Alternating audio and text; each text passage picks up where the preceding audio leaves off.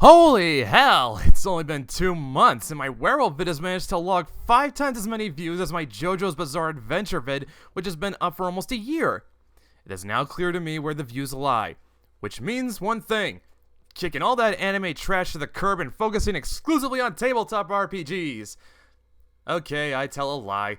The anime is not going anywhere, but I still want to talk about Werewolf because there's a glut of lore and information I was not able to cover in the introduction video, and given the reception the initial episode got, I'd be stupid not to make more videos on it. Hell, why not an entire series? Yeah, let's go with that.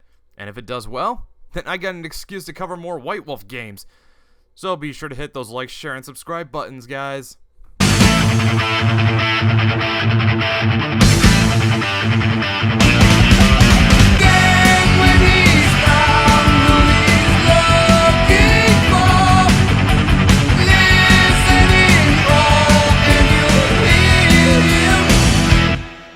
At the moon.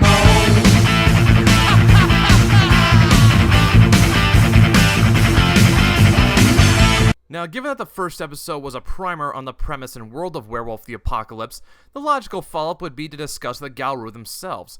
Although before going any further, I highly recommend you watch the introduction vid first, because from this point on, I'm going to assume you did. Okay, we all up to speed? Good. Hold on to your butts. Now, if you're alive and breathing, you've likely seen at least one werewolf movie, like, say, The Wolfman, American Werewolf in London, The Howling, the Underworld series, or that tween book series whose name we do not speak of. Uncle Jacob, are you my boyfriend now? What separates Apocalypse from these isn't how werewolves are depicted. Your typical werewolf story tends to portray a werewolf in a tragic and sympathetic light. Like, take Wolfman or American Werewolf. Our protagonist is the victim of a curse, whose only release is found in death. But in Werewolf, one is not made into a werewolf, but rather born a werewolf. In other words, the Garou are less like the tragic victims found in those stories, and more like the mutants from X-Men, minus the ham-fisted racial politics. It's actually ham-fisted environmentalist politics instead. Protect the environment, or I'll kill you, Captain Bloody! Now, while the X-Men analogy is fairly apt, it's also oversimplifying the matter because there's a lot more to being Garou. Allow me to get you into the proper mindset for being Garou. All your life, you've grown up knowing there's something different about you. You don't fit in with your peers, and you never have, but you don't know why. It's something constantly eating away at you, and you don't have answers. Then one night, everything changes for you. This is your first change. The first time you turn into a werewolf. And it's nothing short of pure agony. Your bones crack. Your flesh tears.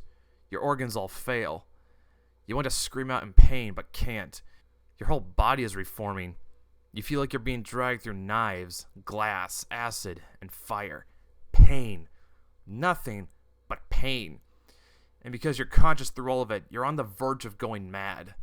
Then, there comes a voice. It's alien, and yet somehow, it's also very familiar to you. It's telling you, mate, feed, kill, repeat.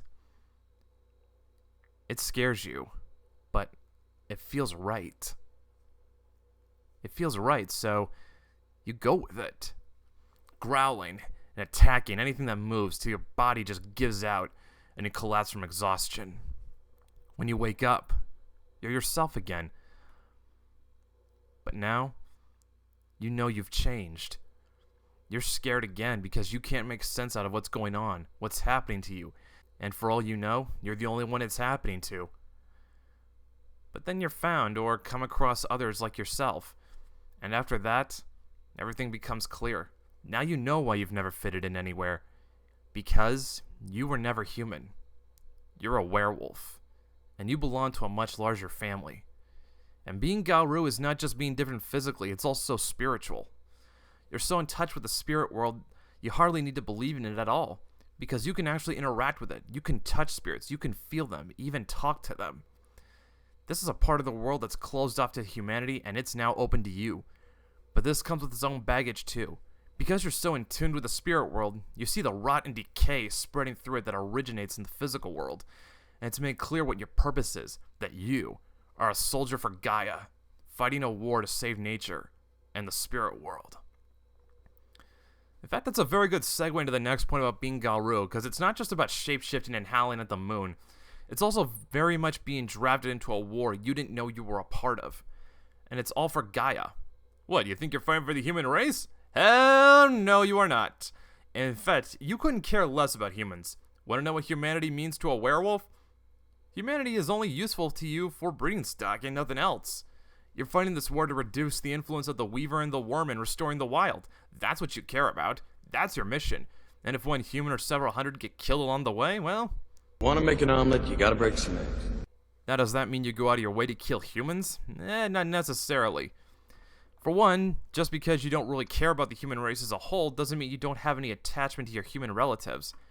Humans related to werewolves are known as your kinfolk. They have wolf blood in them, but will never experience the first change. These humans are precious to you, as they not only help continue your tribal bloodline, but also help shield you from the rest of humanity. Remember, this is a secret war you're fighting, and it requires you to blend in with humanity some of the time. Well, no big deal. You shape-shift and humans are none the wiser, right? Well, part of you is beast, and the beast is ruled by instinct. Deep inside you lies this primal rage, just waiting to get out and go wild. It's tempting. After all, it feels like the natural thing for a wolf to do.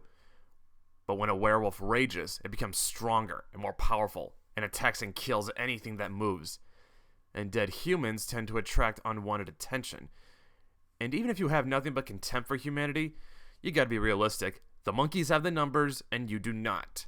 If they really tried, and I mean really tried, they could easily mobilize and wipe out the entire werewolf population, or rather what's left of it, with only minimal losses. Did I forget to mention you're fighting on the losing side of this war? It's why you gotta rely on hit and run tactics and guerrilla warfare. The Garou have neither the numbers nor the resources to win. You can thank your ancestors for that. Making it even harder is that the Garou aren't of even a single mind on this. Yeah, there's solidarity on paper with the pact that tribes agreed to in forming the Garou nation, but there are old grudges and wounds deep within the tribes that make a true alliance nigh impossible. Yeah, bet you thought the tribes were all buddy-buddy, holding hands and singing kumbaya with each other, right? Nope. You see, the Garou nation, the faction that the 12 tribes make up, is a very cosmopolitan society, full of rich and diverse ethnicities from cultures across the globe, none of which get along with each other in the least. In fact, on most days, the Garou can barely tolerate each other's presence and are only able to set aside their differences in the face of a common enemy. But as soon as the dust settles, they're right back to disliking each other, if not outright killing each other. Shadow Lords don't like the Silverfangs, Wendigo hate the Fianna and the Fenris, Red Talons hate pretty much everyone, and everyone hates the Glasswalkers. Honestly, the tribes being able to work together at all is nothing short of a miracle. And that is pretty much what being Garou means. You're part man, part beast, and part spirit, and don't really belong in any of those worlds. You have only one calling, beating back the influence of the Weaver and the Worm, whatever it takes. But you're on the losing side of it all. You don't care about humanity as a whole, save for your kinfolk, and your first loyalty is going to be to your tribe, and they've got their own issues with the other tribes. You're a soldier in a war, and you're on the losing side of it all. Because, as I said earlier, your ancestors screwed up. They screwed up big time. And that's where we'll leave off for now. Join us next time when we discuss the flashpoint for the fall of the Garou, the Impergium. Shake, shake, nose to the wind. Shake, shake, feeling our band. Move, sway.